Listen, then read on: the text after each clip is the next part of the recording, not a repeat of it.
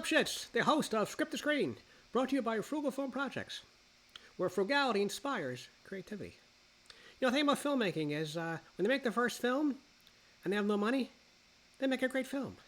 Think of Texas Chainsaw Massacre, right? Great film. And then they get a big contract and $500 million to make a film, and the film sucks. So we're highlighting on our show the frugal filmmaker, the person who does not have the $100 million contract from the studios, but has their imagination, which is much more valuable and much more important than that. So tonight, or today, depending where you are, we've got a very special film called Hysteria by Zoe Tamara. This is episode 2 of Script to Screen. It's a very interesting film. I think you'll really enjoy it. And now, without any further ado, you know what? Let me go back one step here. Script to Screen. Let's just say you're a filmmaker and you want your show, your film, broadcast on our show. Well, just go to frugalfilmprojects.com, fill out the form like Zoe did, and we'll get you on the show and promote your film and show your film to the world. Okay, so let me go forward now to the guest. Welcome, Zoe Tamara. Hello, Zoe. How are you? Hi, I'm good. How are you? Good. So, I really enjoyed your film. To get that off the top of the head right now. Very different film. Now, Thank you. the film is called Hysteria. Mm-hmm. Now, back in the 1950s, psychologists said hysteria was some kind of like disease, correct? Yes, yeah. And why did you base your film on this? Obviously, you weren't around in the 1950s, were you? No, No. definitely not. It was something that my filmmaking focuses a lot on telling stories about women and how they experience the world, in particular, kind of offbeat women or women who don't necessarily fit into the mold of like what we're supposed to be. Hmm. So Very interesting. So now I notice you shot this film looked like on a stage. Is that correct? yeah, we shot it on a soundstage, mostly because I couldn't afford a location. I wanted to do it in like a big Victorian house. Oh, that'd be nice. And I know, right? Yeah. But I have a theater background. And so when that became just completely out of the picture, unfortunately, I don't know anyone who lives in a big Victorian house that would let me shoot there. Oh, too bad. Yeah, we decided to use the soundstage and just kind of black it out and create a sort of different other space for them to. Now, did you ever think about using a great big green screen and making it a Victorian mansion, even though it's like in your backyard? I might have thought of that, but I don't have any experience with green screens or VFX, so I was worried I could attempt and then it would just end up being a giant. Well, I'll tell you, it came off very well on the soundstage. By the way, it did have like a 1950s feel to it, which I imagine you tried to do, which was very nice. Thank you so much. Yeah, it was very enjoyable. Now, you got your BFA in acting back in Boston, correct? Correct, yeah. Now, I'm not stalking you. You said it. You told me that, right? I did. I included. Okay, good. It. Okay, good. Yes. So tell me about your acting career. How you got started in that? Yeah. Well, I mean, I obviously went to school for that. I was like a drama kid in high school. Actually, all the curtains that we used in Hysteria were from my high school's theater department. They very kindly loaned them out to me. Cool. And then, I went to Boston University and kind of quickly got frustrated with auditioning and not getting the parts that I wanted. And so I started writing my own material that I could cast myself in. Nice. Yeah, that's sort of where I transitioned from theater and acting into filmmaking and writing and directing. Cool. Now tell me, did you grow up in LA? I did, yeah. Ah, okay. What part of LA? In the South Bay in Palos Verdes. Oh, very nice. And then, so what made you go to Boston University? It's cold there. You probably found that out, right? I was ready to get out of LA. I was a very stubborn, angsty kid. So by the time I was 18, I was like, I need to be far away from this place. Okay, you spent 4 years in Boston then? 4 years in Boston and then 2 years in Germany. And now I'm very happy to be back home in sunny, warm California. Yeah. Now, what were you doing in Germany? Was that more graduate work or something? No, that was just, I'm a dual citizen of the U.S. and Switzerland. So I was a bit burned out after school and decided to take some time to travel and have a different experience and kind of just landed in Berlin and decided to stay. Wow. Very cool. Now, did you make any films over there? I That would have been did, fun. but not any films I care to share. Ah, okay. So they won't be on my show then, right? Probably not. Probably Probably not. Okay. a little Okay. bit Cool. more, let's just say, avant-garde. Okay. Uh, Different. yeah, We'll say different. We'll play this safe and assume this is PG. It's different. an Okay. interesting experiment. Yeah. Oh, yeah. Now, I noticed when you sent your form in there to be on the show, you mentioned something about politics. How much did your politics influence your filmmaking? Because we're going through very different times, unusual times in America right now, Oh, yeah. without getting political. Of course, of course. And this sort of like harkens back to your first question, why I wanted to talk about hysteria and all of that. And it very much was influenced by, the overturning, the Dobbs decision, the overturning of Roe v. Wade. And, just thinking about this tightening of control over women's bodies and reproductive rights. So, hysteria and lobotomy is a slightly different thing, but for me, it felt very much in the same vein over, uh, you know, people deciding what should be done with women's bodies. Well, I must say you'll have a lot of material in the next 4 years. I Make a lot of Yeah, movies. I'll tell you that. unfortunately, but it's a little bit something that I think a lot of people should be thinking about and focusing on, and thinking what we're going to do to combat this current Wow. situation This we're in. current situation is a word, huh? More than a situation. I know it's It's sometimes I'm not the most eloquent with my words when I speak just yeah. naturally, but I think that's why I'm a filmmaker. I'm much better when I can sit down and write a script and then Yeah. make the film, and I think you get the feeling then of what I'm trying Exactly. to Yeah. say. So let me ask you this about Hysteria now. Mhm. I thought the lighting was wonderful. How did Oh, you come to that lighting on a sound stage like that? I thought it was really very different and very unique. I liked it very much. thank you. Well, I have a really excellent DP that I like to work with, Wayne Lingfeng Zhang.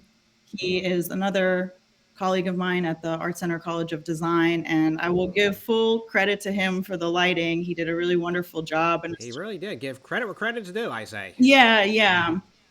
So he was excellent, and personally, I wanted to kind of make well, spoiler, the lobotomy moment a kind of otherworldly, dreamlike experience. And that's sort of where the disco ball came in.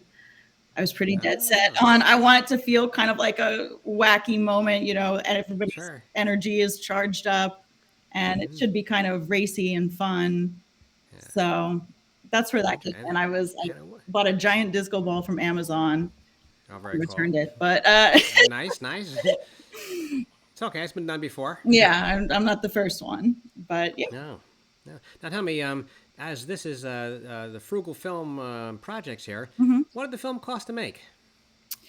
Oh gosh, I thought about doing the calculations. It was definitely under $1,500, and most of Oh, that nice. was, you know, feeding the cast and crew. And Oh, then right, I paid right, a very small right. actor's fee, and the makeup artist I paid.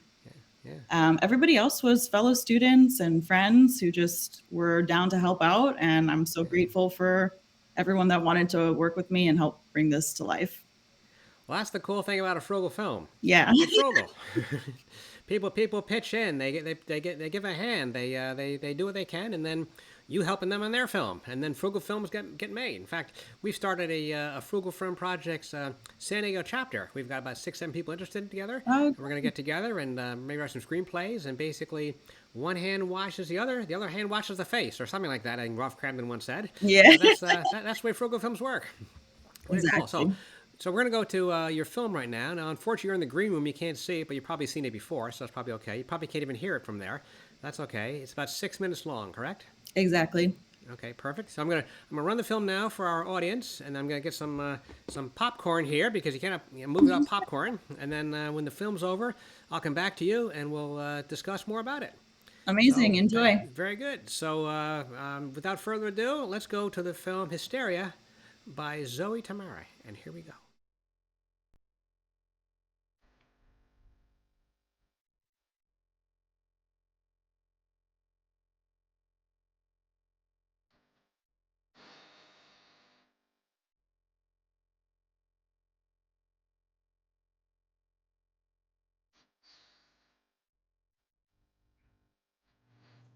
as soon as I received word. My wife, she's cured? Oh, yes. Let me see. Here it is. Lilith. Yes, we had significant challenges with her. You don't say. Oh, yes, I say. Lilith has been a very bad girl. When she first arrived, she was exhibiting many of the classical symptoms of hysteria: nervousness, irritability, non-fulfillment of feminine functions. Is that correct? It's more or less correct, yes. Well, and the, lesbianism. Oh my, how could I forget? Yes, your wife indeed is a pervert.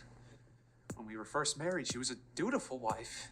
Docile, quiet, attentive. It all started when she met that hussy, Angelica, in that infernal book club. That is exactly where you went wrong, my dear boy. We mustn't let the women congregate and conspire to fill their heads with frivolities.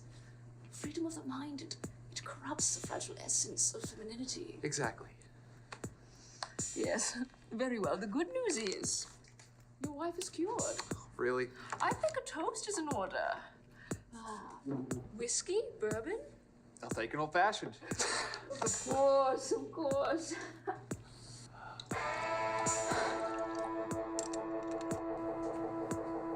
Lilith, her health and your peace of mind. Well, it's quite strong, isn't it? Yes, well, Good God, man. See here. I've had about enough of this nonsense. Where's my wife? Sweetheart. Lilith? Angelica. indeed. I think I'm gonna be sick. I came as soon as I heard you enter this godforsaken hellhole. Did you really think I was gonna let you get away with it? That I was gonna let them carve her up and scrape away at her brain until there was nothing left? Well, now you, Thomas, are in for a treat.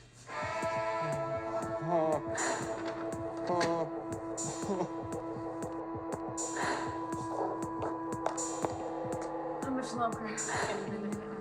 And then we'll run away together. Well, Sam is nursing and will suspect a thing. I love you. This is for the best. This is what you wanted. Any last words, Thomas?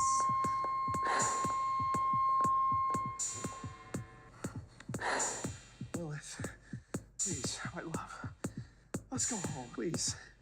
Look, it can be like it never happened. We can be happy. But I am happy, Thomas. Don't you see? You're the unhappy one, and so now I'm going to fix that. Listen to me. Listen to me. I'm your husband, goddammit. God, you are unwell, Lilith. You and that whore are sick in the head. So help me, if it's the last thing I do, I will make you well. Don't worry, Thomas. From now on, I will be good. I will be so good, you won't even notice me. You won't notice anything.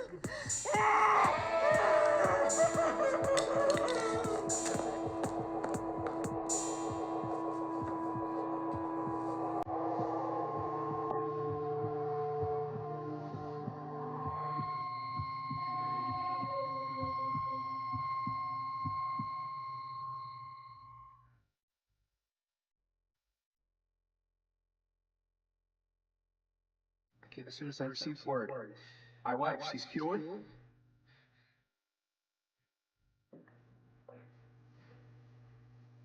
Sweetheart. Lilith. It's me. Can you hear me? Doctor says you're good as new. We can go home and it'll be like it never happened. We can go back to being happy. I'm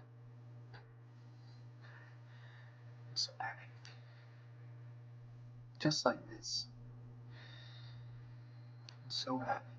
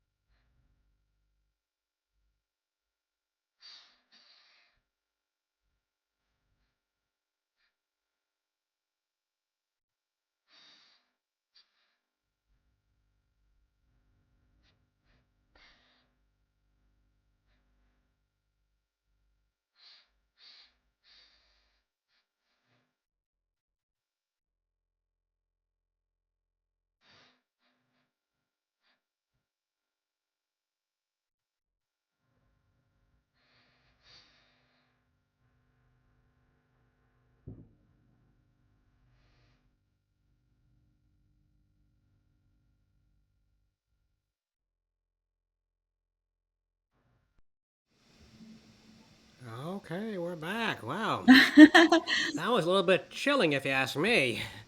It's almost like, back in the 50s, almost like One Flew Over the Cuckoo's Nest. Who's really insane here? The people in the insane asylums, the people running the insane asylums, you know? Yeah. And I didn't realize until you mentioned it that she had a lobotomy.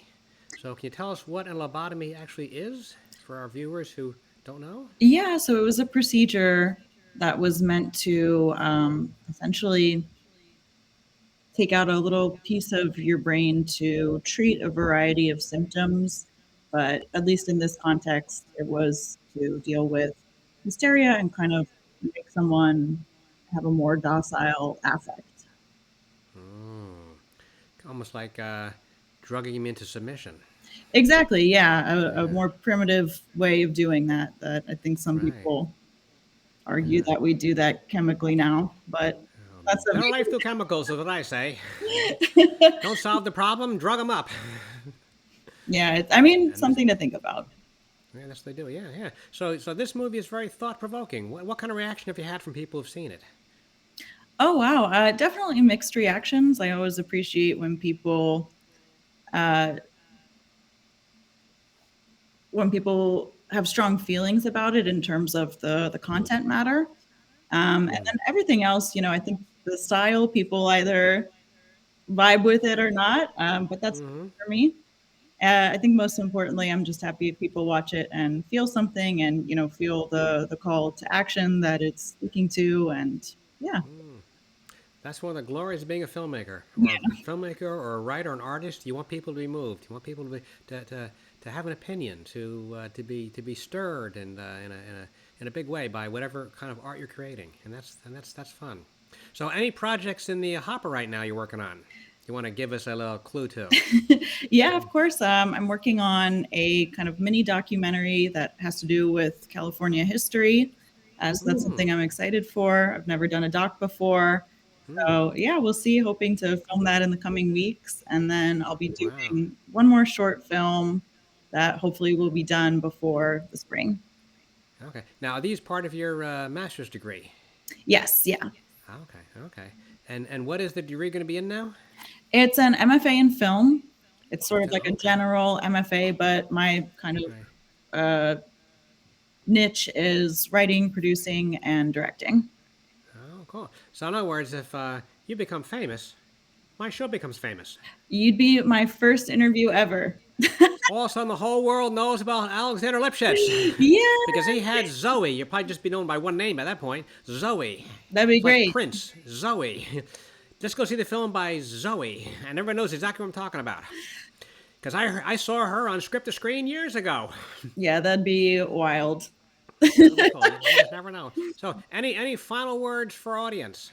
No, Any inspirational words about filmmaking, about politics, the history of France in the 14th century, anything you want to talk about? oh my gosh, we could go on and on and on. No, I would just say thanks everyone for checking it out, and I hope it inspires you to feel something about the world and about what the film is trying to say. And I encourage everyone to just go out there and make your projects. And even like this, if it starts off as one thing and you can't achieve exactly that due to financial restrictions, Sure. deter. Then that's where frugality inspires creativity. Exactly. It's because you don't have a lot of money. You've got to be creative. Exactly. And do what you can and you'll still get the message across. Exactly. So we're excited to have you on the show. We thank you so much, and Thank you. and maybe when your next short film comes out, you might give us a ring and have you back on the show again. That'd be great fun. Would love it. I love. Okay, great. So let's all thank Zoe for being on the show this week. I'm going to go to the Mr. Producer, go to the intro video, which is now the exit video, and we'll see you next time on Script to Screen, Frugal Film Projects, Frugal Film of the Week. Let's take it away, and we thank you again, Zoe. Thank you.